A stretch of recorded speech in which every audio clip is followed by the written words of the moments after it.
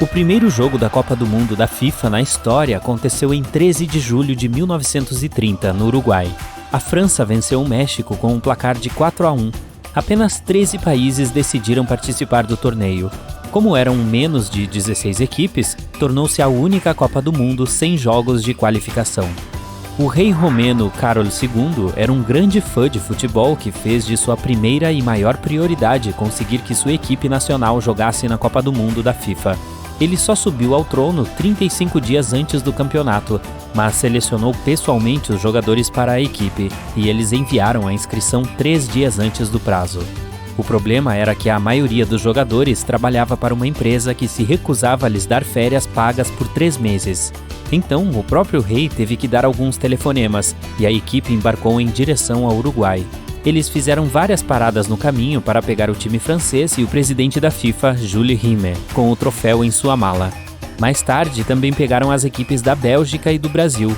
Todos eles compartilharam a viagem para economizar. A equipe da Iugoslávia teve que viajar 3 dias de trem até o porto de Marselha.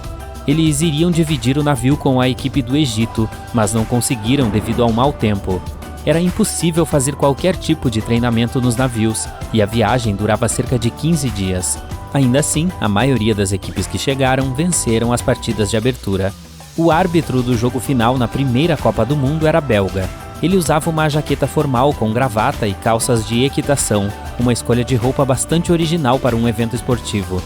O troféu da FIFA foi originalmente chamado de Vitória, uma escultura de prata esterlina banhada a ouro da deusa grega da vitória Nike, segurando a taça sobre a cabeça. Vários anos depois, a taça foi renomeada em homenagem a Jules Rimet. Ele foi o terceiro presidente da FIFA, que ajudou a tornar o futebol um esporte global e deu início à Copa do Mundo. O troféu foi passado de vencedor para vencedor até 1970.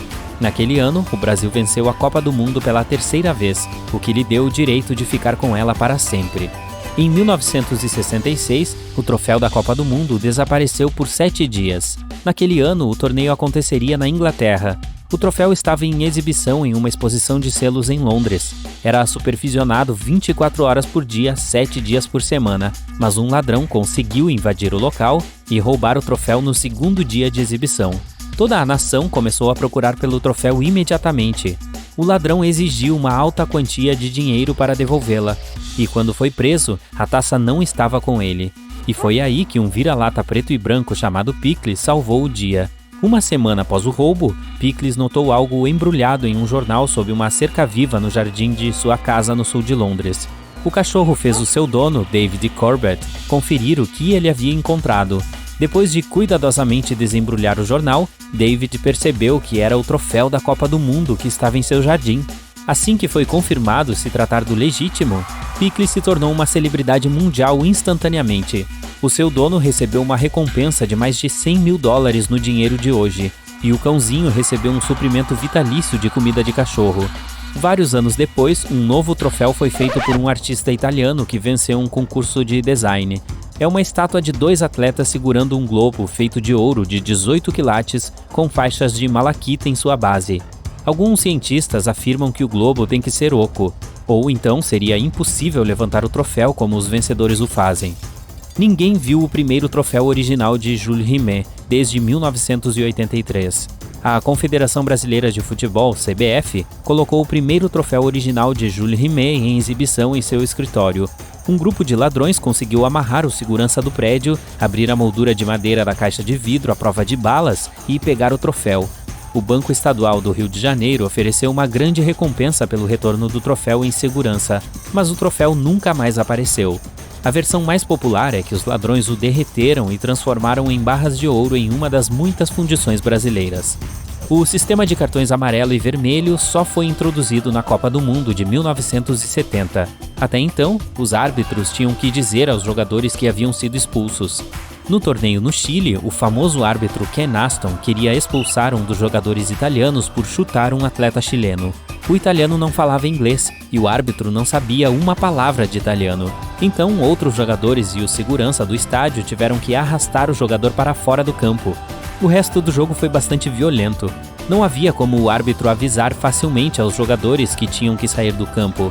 Ken Aston não conseguia parar de pensar naquele jogo, mesmo quando voltou para casa. Uma vez, quando dirigia seu carro, notou os semáforos e decidiu introduzir o mesmo sistema no campo. Foi um sucesso instantâneo, mas só foi oficialmente incluído nas regras depois de um tempo. De acordo com as regras da FIFA, os jogadores que vão para a Copa do Mundo usam camisas com números de 1 a 26. Jogadores do Japão não estão animados em usar a camisa com o número 4, pois soa semelhante à morte em seu idioma, e é considerado um número do azar. Então eles decidem aleatoriamente quem vai usar essa camisa. O início da partida final na Copa do Mundo de 1974 teve que ser adiado em 10 minutos. Isso porque os trabalhadores do estádio de Munique esqueceram de instalar as bandeirinhas de escanteio. O primeiro jogo sem gols marcados ocorreu quase 30 anos após a primeira Copa do Mundo. Inglaterra e Brasil terminou em 0 a 0. Esta foi, na verdade, a única vez que o Brasil não marcou, e foi porque seus oponentes tinham realmente ótimas táticas defensivas. O jogo em que os jogadores conseguiram um número recorde de cartões amarelo e vermelho foi na Alemanha em 2006. No jogo entre Portugal e Holanda, o árbitro deu um total de 16 cartões amarelos e 4 vermelhos. O primeiro cartão amarelo foi dado após apenas 2 minutos de jogo. O presidente da FIFA ficou tão infeliz com o árbitro que sugeriu que ele deveria ter dado um cartão amarelo a si mesmo. Bem no meio do jogo das quartas de final entre a Inglaterra e o Brasil na Copa do Mundo de 1962 no Chile, um cachorro correu para o campo. O árbitro parou o jogo, mas ninguém conseguiu pegar o cãozinho. Então o atacante inglês Jimmy Greaves, que era um grande fã de cães, se ajoelhou e chamou o animal. A multidão torcia e o filhote ficou feliz com o abraço de Greaves. O jogador brasileiro Garrincha ficou tão surpreso com o incidente que adotou o filhote, e Greaves ganhou o apelido de Caçador do Cão de Garrincha. O Catar cedia a primeira Copa do Mundo de inverno da história. Todos os outros países anfitriões fizeram isso nos meses de verão. Vai ser o evento da FIFA mais caro de todos os tempos. Bom, não estou surpreso, já que todos os estádios terão ar-condicionado, e o prêmio em dinheiro para os vencedores será de 42 milhões de dólares. Algumas estatísticas interessantes dizem que uma equipe com um treinador estrangeiro jamais venceu a Copa do Mundo. Todos os treinadores da equipe vencedora até agora foram da mesma nacionalidade que a equipe. O país que mais se interessa pelo futebol, pelo menos online, são as Ilhas Salomão. As pessoas que vivem neste arquipélago a nordeste da Austrália pesquisam muito a Copa do Mundo no Google.